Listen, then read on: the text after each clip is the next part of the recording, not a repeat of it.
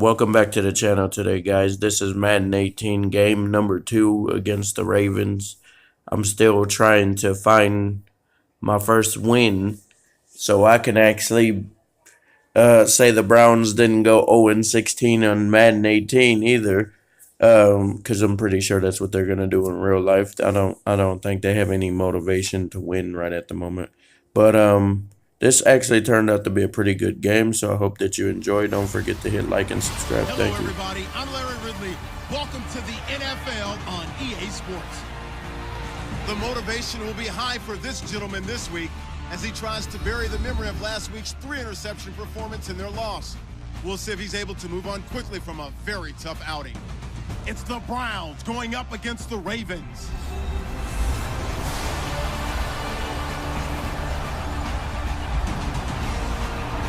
Larry, thanks. EA Sports coverage of the NFL brings us to the Inner Harbor at M&T Bank Stadium in Baltimore, Maryland. The Raven defense taking the field a few moments ago, and their all-time leading sack man, Terrell Suggs, was firing up the troops. They get set for what should be a good matchup with the Cleveland Browns.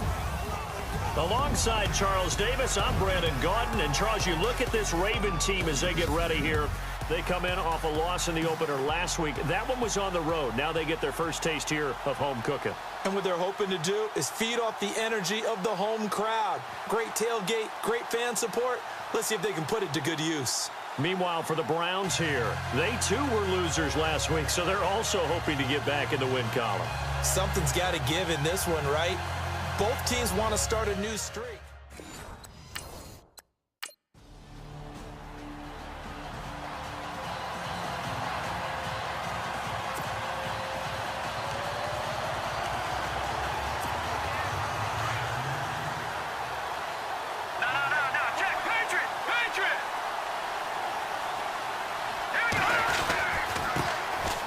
On the ground, this is Isaiah Crowell. And some space here. Isaiah Crowell, he's all alone. And all the way in. Touchdown, Cleveland. Isaiah Crowell, his first touchdown of the new season. And the Browns have taken the early lead. And on that long run, maybe the defense caught napping a little bit. The concentration level may not have been there. I agree with you on that one, because those types of plays, when they result like that, they're almost like big bolts of lightning, aren't they? Whoosh, and off he goes.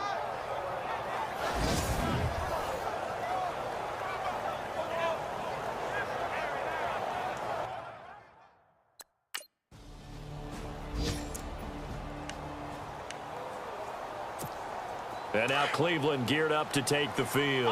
And coming off a one-play drive that was so deflating for the defense, what's their mentality? How do they rally here and stop this offense? Well, hopefully there's some determination that sets in, because they weren't ready to go on the last one. Give all the credit to the offensive guys for getting it done, but to allow a run of that length, that's just not being prepared. So now, are they determined? Are they ready to read their keys and make the proper plays? And we'll see how determined they are. They're going to look to throw. And he's taken down, but not before getting this across midfield and just shy of the 40. And a nice gain of 21 yards.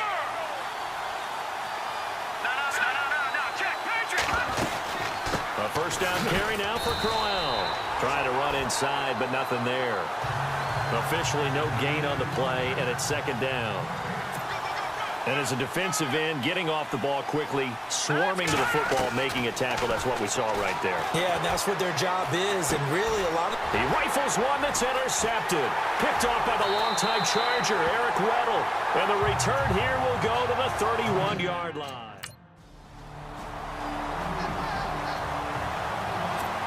And now the Browns coming out on the field. And following the interception, just any interception, are you a little bit more cautious when you start that next drive, or no, you just throw that out the window? I think you are. I don't think that there's any way you can run back out there and go, totally didn't affect me. Let's just go ahead and be loose with the football again. You're going to take care of it, but you have to be careful about being too cautious, because now you can't run any offense at all. Still want to attack. We'll see how they attack them here.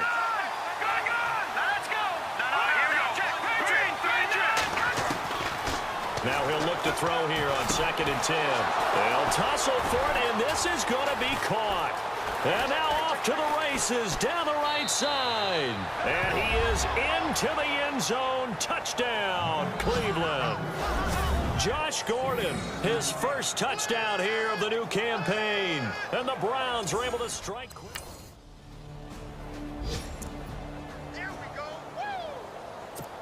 And now Cleveland geared up to take the field. And they're hoping to redo their efforts in the last drive when they got into the end zone. And just think of what it's like now on the sideline, because when you score a touchdown, you have to go over and look at the tablet and see what you did on the last drive. When you scored points, it's a whole lot better view than when you're trying to figure out how to fix things there. He'll wind up getting 9 after tucking it and running, so it'll leave him with 2nd and a yard. Now, that was not a bad scramble there on 1st down. He didn't force it, nor did he throw it away. He was able to take off, and now he made it a very manageable 2nd and short.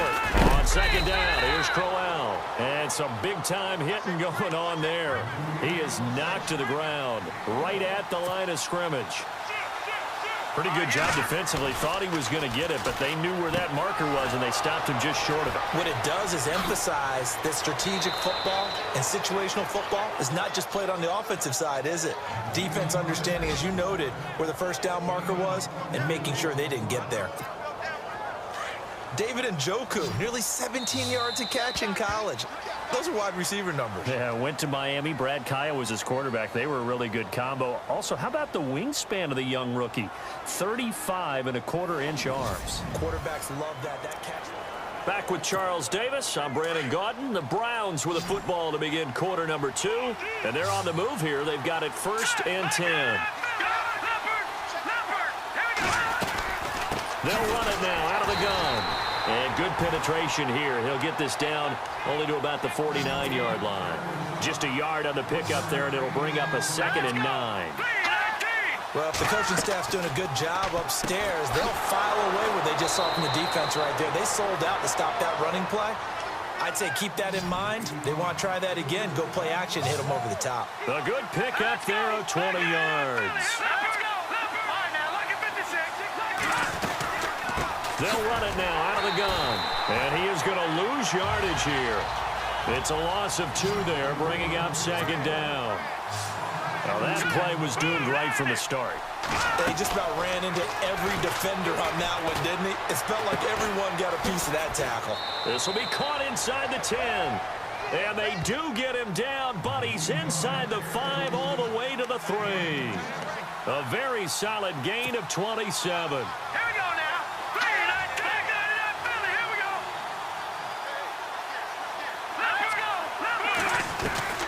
From the shotgun, he'll look to throw. And he is going to go down. Back at the 11-yard line. Well, that was point counterpoint, wasn't it? They decided to throw for it on 1st and goal. Instead, the defense counters with pressure, and the defense wins, getting a big sack. And the hit jarred it loose. It's incomplete. That would have been a great catch, but it was real difficult to hold on to it because it was contested all the way. Would have been a great play if he'd been able to haul that one in. They'll set up to throw. And Britt's got it. Touchdown, Cleveland. Kenny Britt, his first touchdown of the new season. And the Browns add 6 to their lead. That score was not a game clincher by any stretch of the imagination. But the other team now has to be careful to not let this game begin to slip away.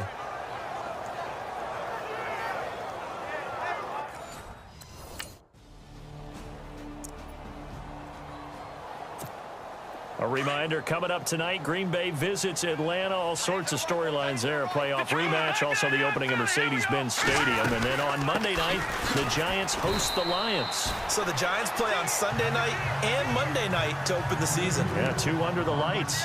No gain on the play there. 2nd down. And he got off the end there very quickly to make that play. Yeah, it was almost like the bullet train, wasn't it? I mean, just zoom. And look out. I think he's going to go. And all the way in. Touchdown, Cleveland. Seth DeValve, his first touchdown here of the new camp. And the Browns getting set to go. And with 3 interceptions thrown already, we'll see. Do they rely more on the ground game here? They may have to change things offensively to try and settle things down, not just for the guy throwing the ball, but for the rest of the offensive unit, because his confidence has to be shaken a little bit. And you just wonder, is the backup going to start to warm up a little bit over on the sideline? They're going to hurry back to the line now. He'll drop to throw. And they'll take him down at the 31-yard line. That catch good for 5. It's 3rd down. Now the offense going to use the first of their timeouts. That'll leave them with 2 remaining. We'll be back after this. The Browns on 3rd down. 3 for 7 so far in this game. This is 3rd and 4. Now back to throw. He's going to float this one deep right side. And incomplete. He can't hang on. Would have been a nice catch. Instead, it brings up a 4th down.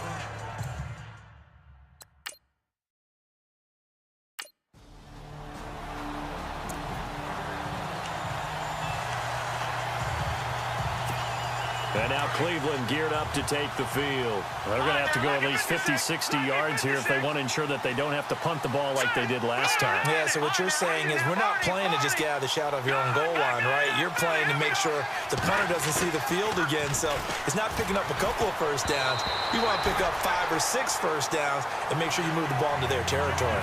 And the tip there altered the ball flight, and it falls incomplete. It'll be 2nd down. And on 2nd and 10 now.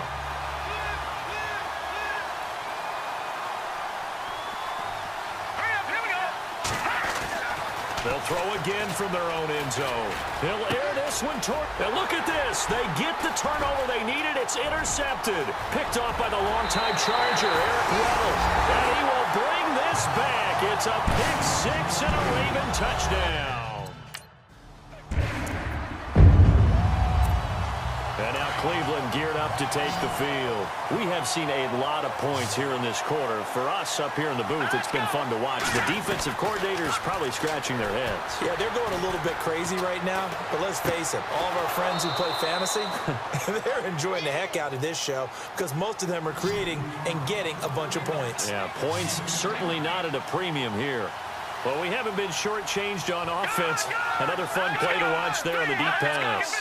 This game has the feel of, what, a turkey bowl, a Thanksgiving day. You know, when we get together this year, when the Davises and the Gaudens get together, that's what our playbook's going to look like they're drawing them up in the dirt. And so far, it's working for both of them. That one a broken play, but it ends up being a good play. The scramble goes for 20. They'll run it now out of the gun. And he'll lose yardage here, going down back at the 28. That's going to go as a loss of 2, and it'll be 2nd down. That was a nice play by the defense, but the offense can't let that one play define them. Let it go, move on, and start over again. He'll look to throw. And he will find his man on the end route, complete. And he's brought down. The Browns passing game finding its stride. They've got another first down. All right, here we go. Well, now they'll try the end around. And he's going to fight his way forward here for a modest gain. It's a 6-yard pickup, and it gets him to 2nd and 4. And that looked like some pretty easy yardage there right up the gut. And he's a guy that has some height to him. So when you don't have to drop a shoulder or create or get through contact or trash, it makes it a lot easier to stay upright, see the field, and make a run as we just saw there. And incomplete there. A nice hit. Jars the ball free and brings up 3rd down. Brandon, at least there's one bright side to that incompletion. What's that? It wasn't an interception. Wow. You're a nice guy. That was kind of savage. But correct. No pick, just it. And that's going to be caught for a Browns touchdown. David Njoku with his first career NFL touchdown. And the Browns have moved out in front here in the 4th quarter. So a tiptoe catch back in the end zone, so tough to do, but he made it look pretty easy. Certainly did, and the back of the end zone is treated the same as the sideline. You have to get your feet down in bounds for it to count as a catch. How about the backgrounds of some of these guys, though? Did they work on it? Maybe some of them were ballet, some dance, who knows? Yeah, you and I were talking the other day. I remember one of my favorite kids shows growing up. I don't know that I want to name it, but guys like Lynn Swann, they used to be on there showing their ballet skill. And you have to remember when they were kids and their parents were telling them to take the ballet classes, you know they were fighting them like crazy. But right now they're saying, thanks, Mom.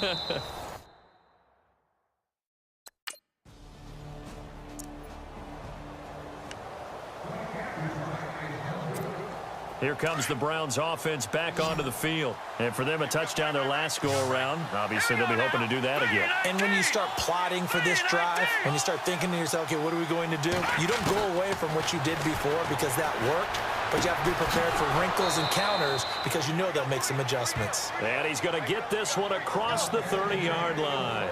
Just what the Browns needed there. Good for a gain of 17. Tell you what, he's been able to put the ball in some tight spots all game long. That throw, no different. Yeah, a lot of people would call it a gutsy type of a throw. I think he looks at it as, I can do it, so it's not that big of a deal to me, and I'm going to keep it. And no escaping this time as he'll go down. They got him for a sack. And they weren't in zone coverage. They were in man, and each man did his job. And that looked like vintage, old-school coverage, didn't it?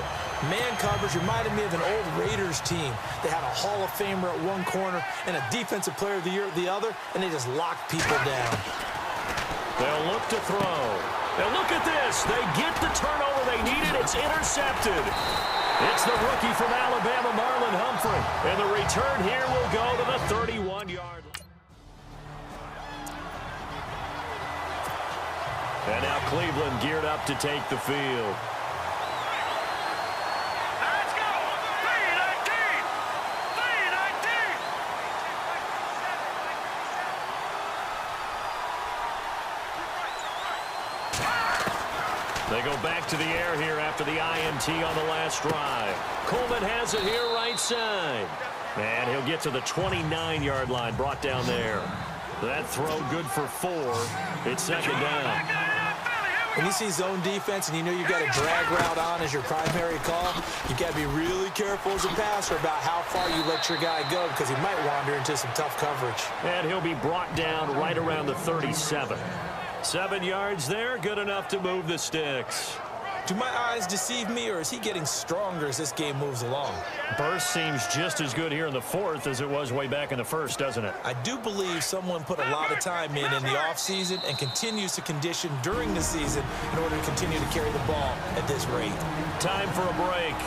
We'll come back for the electrifying conclusion after this. Some good games going on in the early window. This might be the best of the bunch.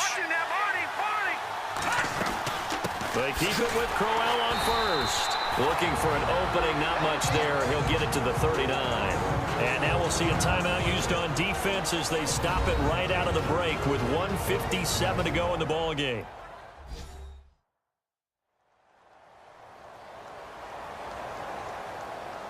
All right, so the timeout over and all 11 men back out onto the field for the defense.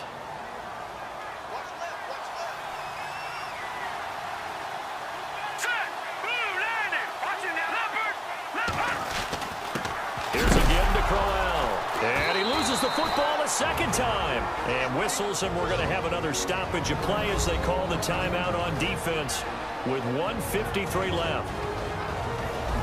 So a defensive timeout, chance to regather, regroup, and get set as we resume action. The Browns on third down, not quite 50%, 4 for 9. This is 3rd and 10.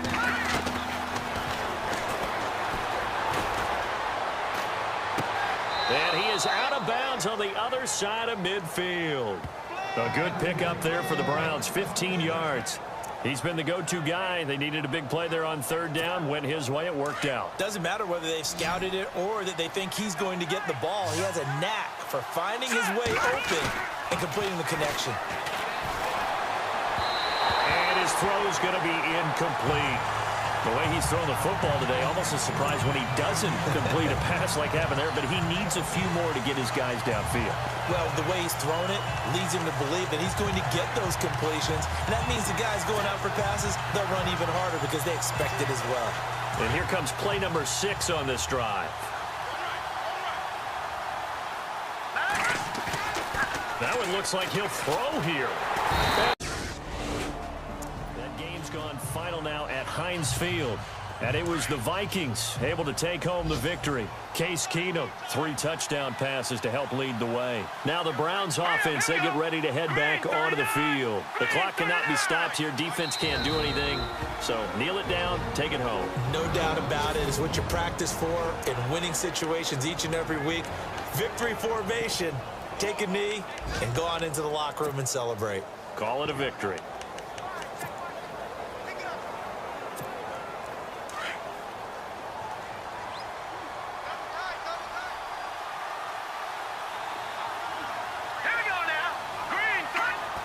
Victory all but assured now as they take a knee here, and they're going to escape with a 1-point victory.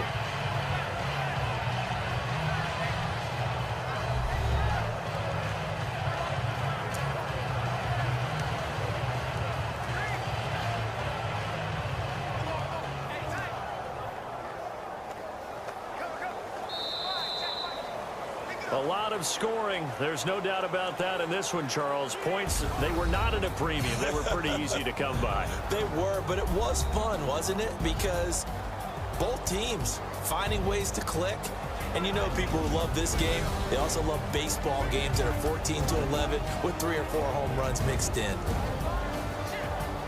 So for the Browns, it was a great all-around performance as they come out of this one with the victory. And they'll have another road date next week with the Indianapolis Colts. Meanwhile, for the Ravens, they'll drop to 0-2. And they'll be on the road next week as they get a date with the Jaguars in Jacksonville.